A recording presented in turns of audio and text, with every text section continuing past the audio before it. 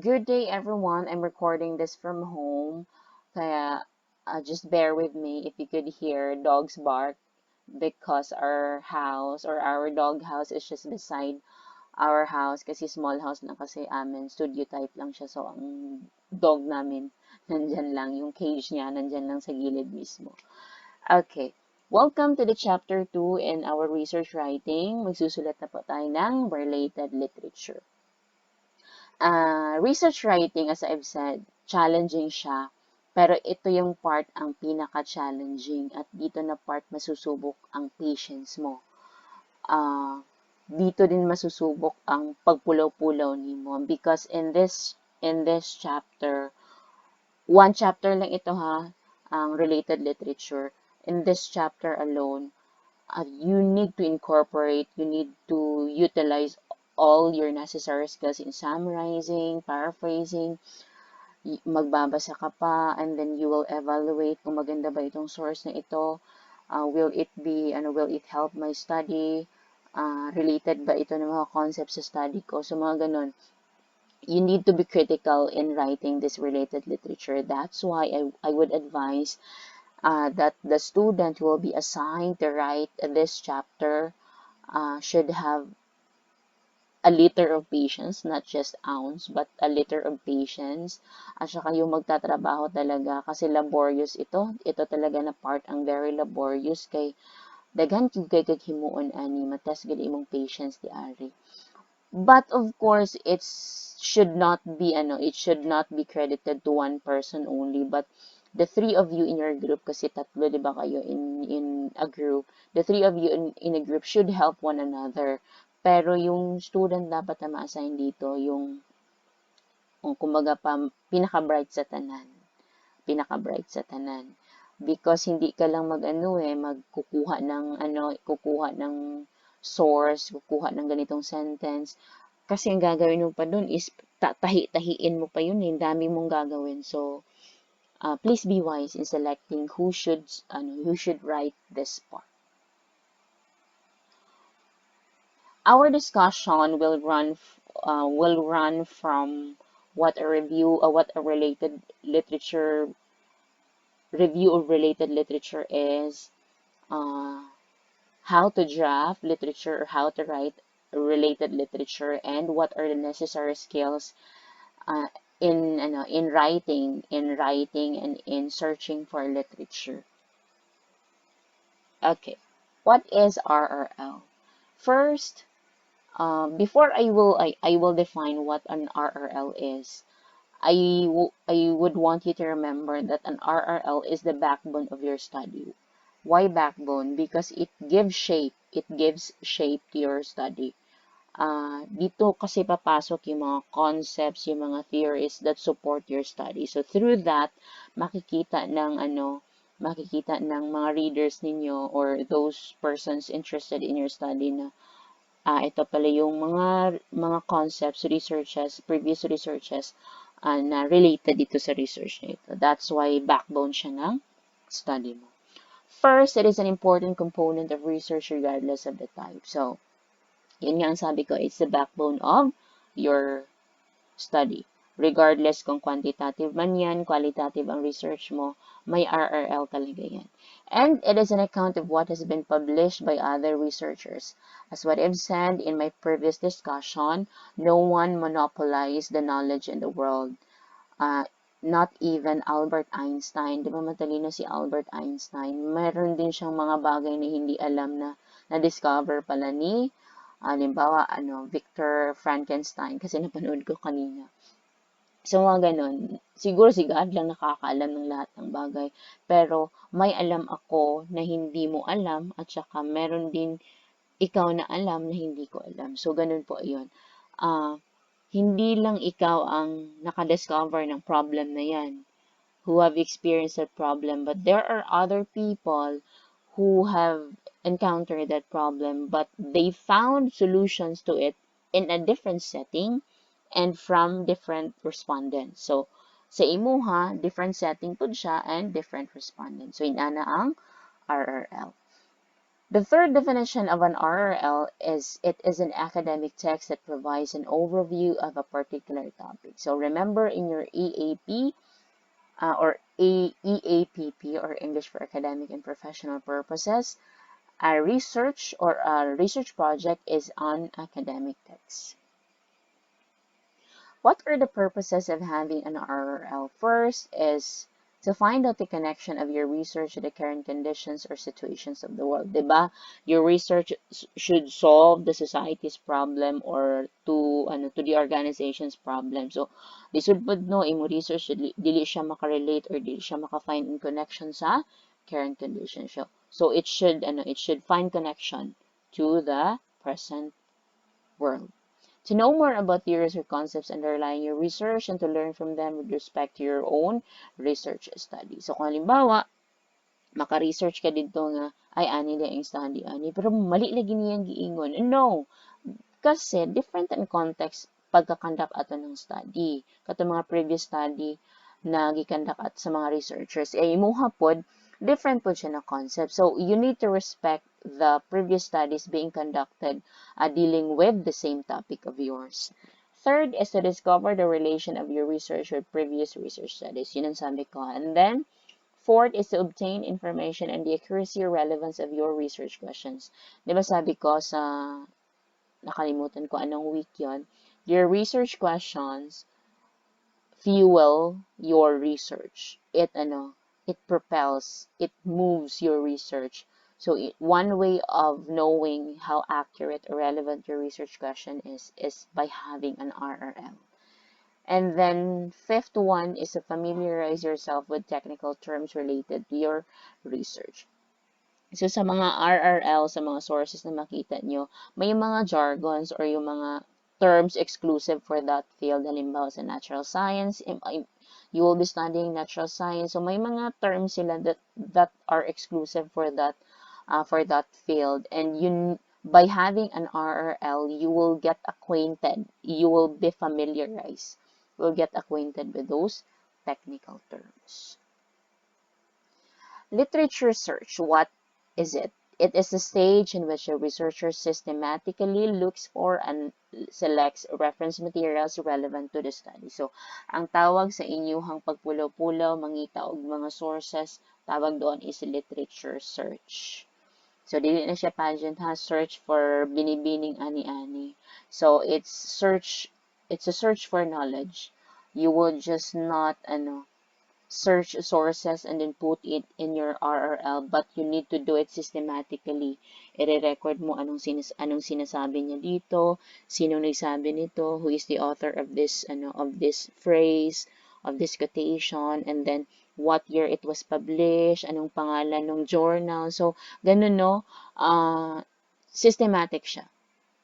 And also, you select reference materials. You will not just get sources from na hindi reputable o hindi kung anong laman niya is just for binayaran lang yung author para sumikat or may in exchange of that na para sumikat siya, so magsusulat siya. So you need to evaluate sources nga, as what I've said.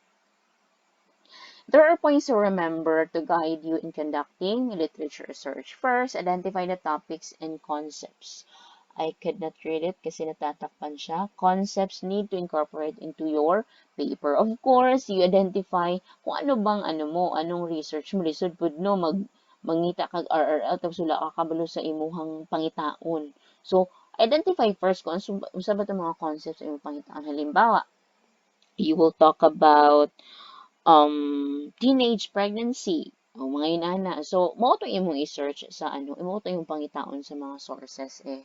And then the second point is specify the type of sources that you will use. So, magkuha ba ka sa internet, magkuha ba ka sa printed materials like books, magazines, or magkuha ba ka sa mga personal communications like conference proceedings, dito ba ka magkuha sa thesis, magkuha ba ka sa interview sa mga inana. Search for scholarly work by visiting the school library or popular online databases. So, ang school library natin just posted a week ago na they are open for students pero limited lang. And lisod para sa inyo ha kay others are living outside Midsayap. It's lucky those students who are living within Midsayap. Lucky sila kay makaadto sila sa school library. But I would encourage you to to search for popular online databases kay mas nami pa ni ang inyong makuha diri kay lisod man gud sa school library kay maghalongkat pa ka ani ana. So dili na lang ta sa popular online databases para safe pud mo against COVID-19 pandemic. So these are the popular databases: ProRequest, ScienceDirect, JSTCB. Di ko sure kinatabunan siya again. EBSCO, Wiley, Google Scholar, Springer, Taylor and Francis Sage Publication. So, diri mo makakita og mga abstract or mga studies na may recommendations na, may mga results na. Yes, may mga recommendations na. Diri mo makakita diri. So, ano lang mo, just explore these popular databases. Next, you use relevant keywords to find your desired sources. So, halimbawa, yung sabi ko, halimbawa, teenage pregnancy. So, you just only use that one. Kung halimbawa, yes, mo ito. Next point is, when conducting literature search online, use links that are reliable. So, dili mo mag-adto dito sa Wikipedia, sa mga blog, asa pa na diha. Kay kana manggod na mga sites usually ako gani makahimo kog sariling blogs nako tapos ma-edit di ba nimo sa Wikipedia, di ba? So dili to siya mga reliable na sources. You may also utilize Boolean. I'm not sure with the pronunciation. Boolean searching strategies in conducting literature search online. So inani ang Boolean strategies. Mugamit daw ka og and, gagamit ka ng and, big letter po yan ha, A and D, all caps. Halimbawa, university and colleges. Then, gagamit ka ng or, big letter O and the R, to search for profiles or texts that contain either of the terms connected. So, isa lang sa kanila, either isa sa kanila, university ba or colleges. And then you use not, big letter N, O, and T if you want to exclude a particular term in your search. Example, university, not colleges. So, inana siya ang Boolean searching strategies. I haven't tried this, but sige lang, itry nyo kung anong difference kung hindi ka gagamit ng Boolean. And also, in Boolean searching strategies, you use quotation marks if you want to search for a specific phrase, like top Philippine universities open and close, quotation marks. Next point, how to use school library available materials. So if you happen to be here in Midsayap, or if you're living inside Midsayap and then you have availed the e-library pass, so you visit the online public access catalog or OPAC database of your school library. Sige lang, maghatag ko link sa inyo ha, because we have databases sa library. We have the Gale. Nakalimutan ko yung iba. Basta, ibigay ko lang. I will just post it in the updates sa course ninyo. Key in the important details about the materials you want to find, and you can utilize print and non-print sources from the library. And then, wala na ni siya. Check the table of contents of the materials. So, halimbawa, may book kayo na nakita that could give you a lot of ideas or sources for your research. So, you check the table of contents whether they are useful for your search. Kay kung wala lang, kung di lang man, so wag mo lang siya basahin kay sayang imong time. After verifying the relevance of the materials, go to the library counter to borrow the materials. But remember, pag magborrow, wag walain kay pabayron gyud mo sa library.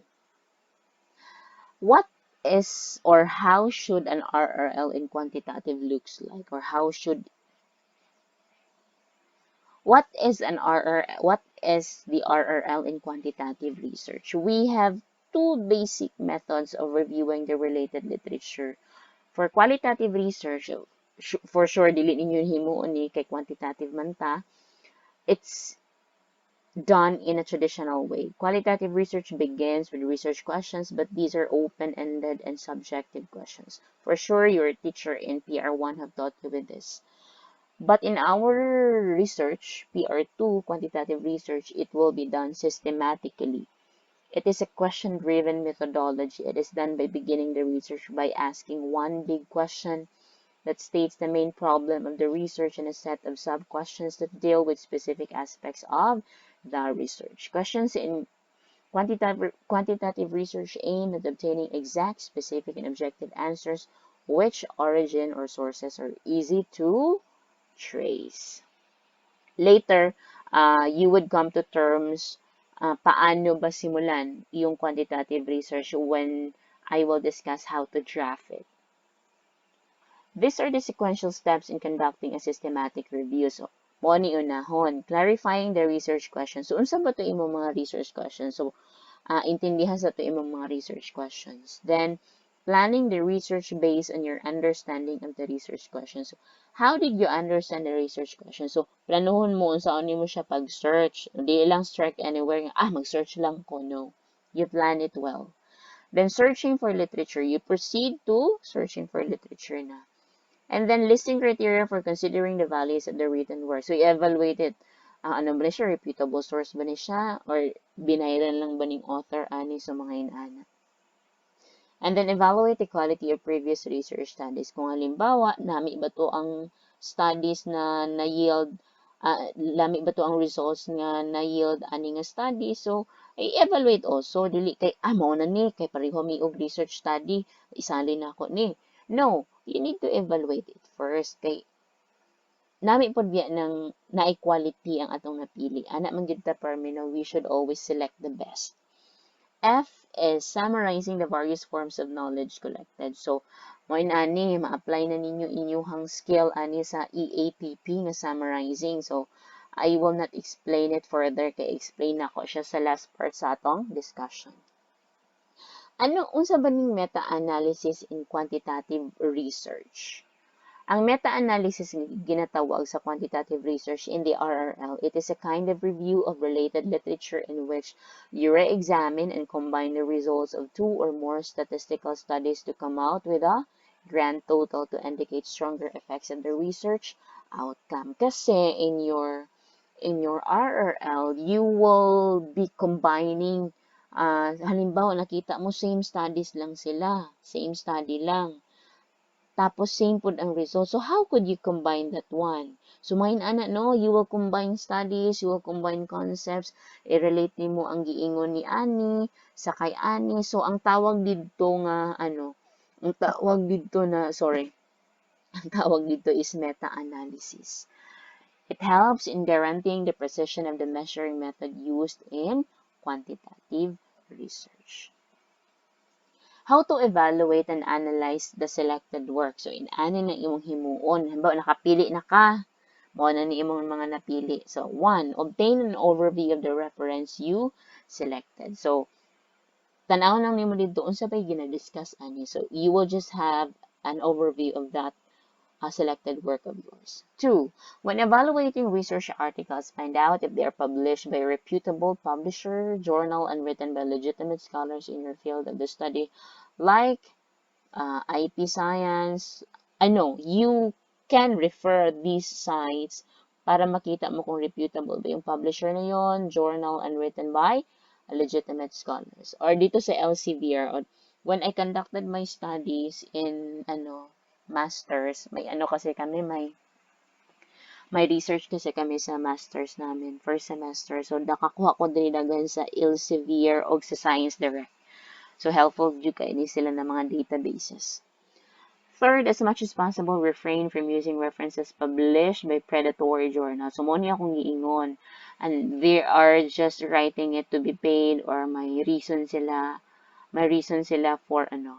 for writing that one or for publishing that one because they do not guarantee quality. Again, always select the best work that could support your study. 4. Refrain from using materials that do not directly explain the concepts related to your study. Halimbawa, layo ka siya sa imong study pero naagyapon siya connection pero gikapoy na jud ka, kini na lang oy di bitaw ni mabalaan ni ma'am. So no. Kung halimbawa ano ka siya, layo siya pero naa may relation pero layo siya, ayaw na lang. Pili atong pinakaduol.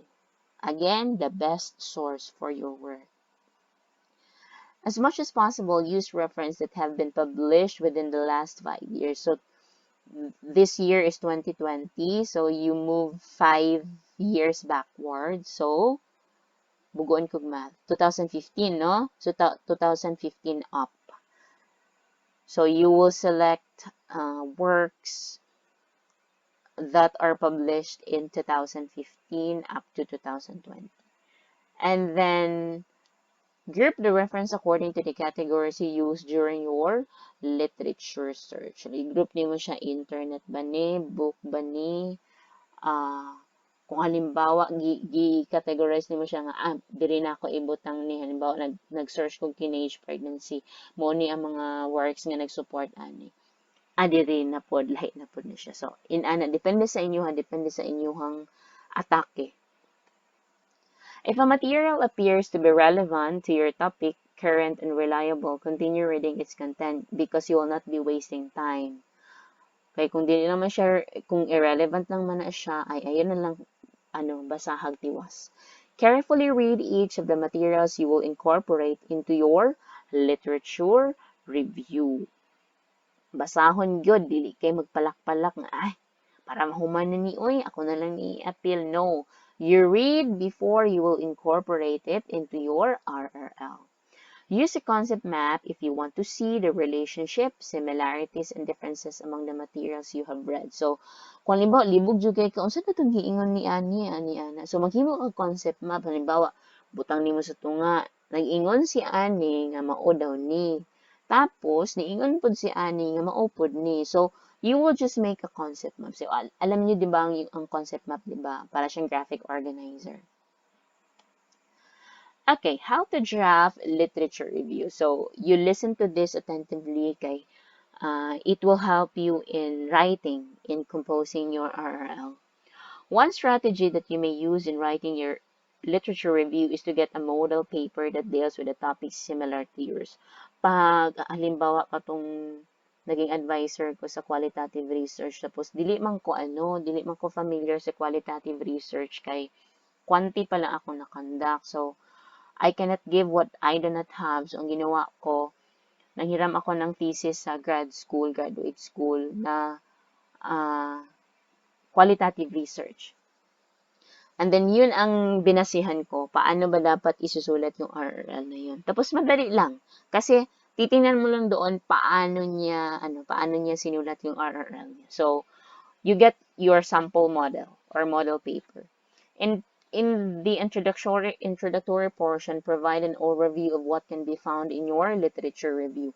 Mao ni pirmi ako ang gina-explain sa every time na ay magpa-check sa ako og thesis. Dapat na siya introduction. Lisod pud no mo discuss dayon ka teenage pregnancy is blah blah blah blah blah blah ani. So i-explain sa nimo kini day na section, it will explain the literature review on blah blah blah blah blah blah ani. It is divided into two, magdiscuss kog ani, tapos the end of it ani na, tapos mo ni ang mga related studies. So inana pod pananghid ba pag-inform sa imong reader nga mao day ni ilang mabasa sa chapter 2 or RRL.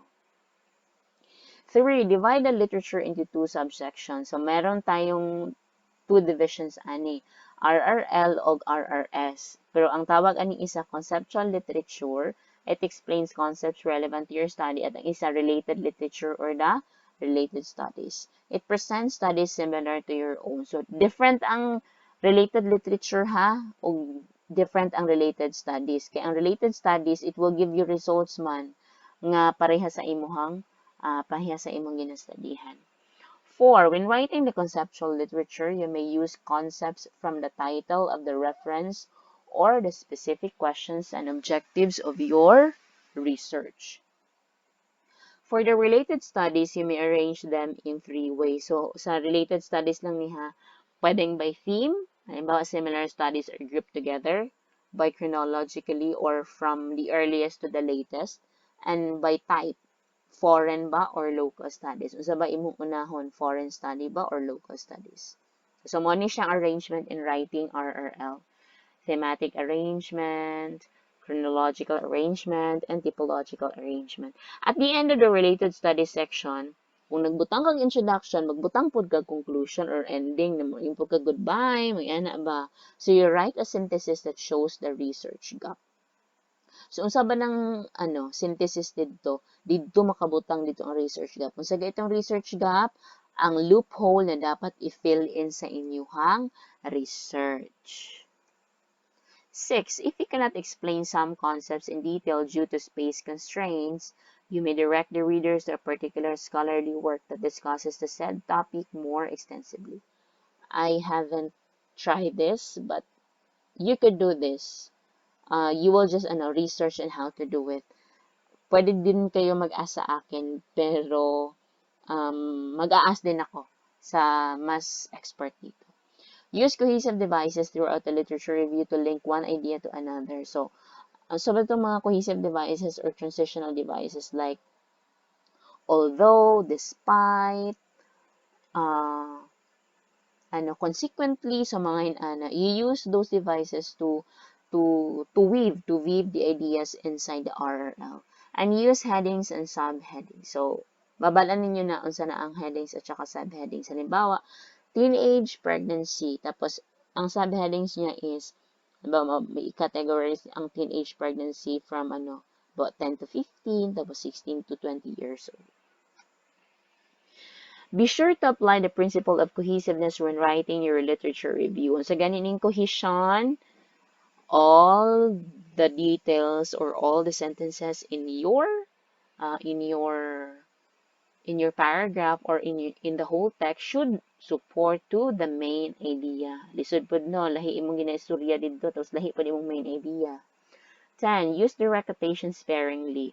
Talagsaon lang, talagsa lang gamita ang direct quotation, kay sumuod pod siya. 11. Write a brief synthesis at the end. So, mo niya akong yung ganina.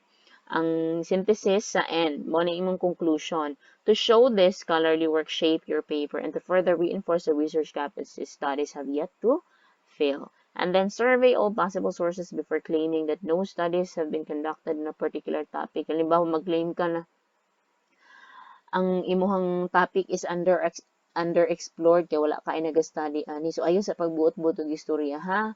So mag-survey sa ka mga possible sources before ka mag-claim na walay studies na the same sa imuha. And then cite your sources. Don't worry, we will discuss this citing sources after the RRL. Okay, these are the necessary skills in drafting the RRL. So you should possess these skills. Dili pwedeng dili. Ay, gustuhin mo man o hindi, dapat you should learn this, you should have this. Synthesizing. What is this synthesizing? It involves a review of several references that talk about the same subject and consolidating them into one cohesive text. We have 2 levels. Meron tayong micro, ibig sabihin sa micro level, maliit lang. And we have macro. Macro means bigger than micro. So a micro-level synthesis involves the consolidation of ideas to explain a concept. How to do this? You look into and take note of related ideas in the materials you're examining. So, halimbawa, nakakita ka o mga related ideas sa mga materials na imuhang materials na imuhang na-select na. And then, i-cluster mo siya. You cluster the ideas and then determine those that are distinct and put them in a separate list. Halimbawa, na the same, pero na po siya distinct. So, separate mo siya. And then, you will decide on how you will arrange the ideas. And then use multiple citations if one idea can be found in several sources.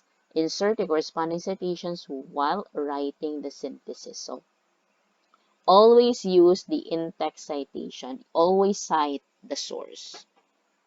How about the macro level synthesis? Kung sa micro concepts lang, dito po is performed when several studies are consolidated. Kaya ang studies man, diha na magud ang mga results, ang mga na kay ma-encounter diha labi na ka ng mga statistical term, so diha nimo ma-encounter. So macro level synthesis na siya. How to do this kind of synthesis?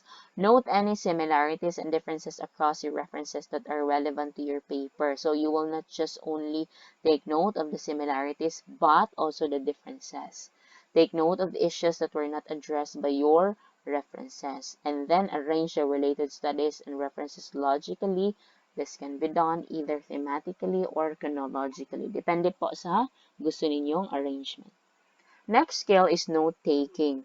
It involves writing information from a source text and integrating this information into your current study. Meron tayong dalawang skills, summarizing at saka paraphrasing. I will not discuss this further because this was discussed in your EATP, summarizing. I will just have a fast review of this. Summarizing involves condensing a lengthy piece of source material. So you will just have a summary, a synopsis, or an abstract of that material. And by how to do a summary, of course, you need to read the text and then you need to understand it. You need to read it many times. Annotate the text. How to annotate? Susulatan mo, i-underline mo ba, i-encircle mo ba, o mag-note ka doon. So, yun po ang annotating. And then, don't forget to take note of the author's name, title of the text, and its year of publication because those are important details in citing sources. If you're summarizing text that contains multiple paragraphs, begin by identifying the main idea. Di ba sabi? Para easy sa imuha, mag-summarize, you identify the main idea, and you write the supporting details in your own words. Of course, based sa original text. Then, you combine these sentences into one coherent paragraph using appropriate cohesive devices. So, you use transitional devices also. And when you write a summary, do not include your comments. And then, because that will change the tone and meaning of the original text. And then, avoid repeating ideas unnecessarily. Then, after you are done doing your summary, you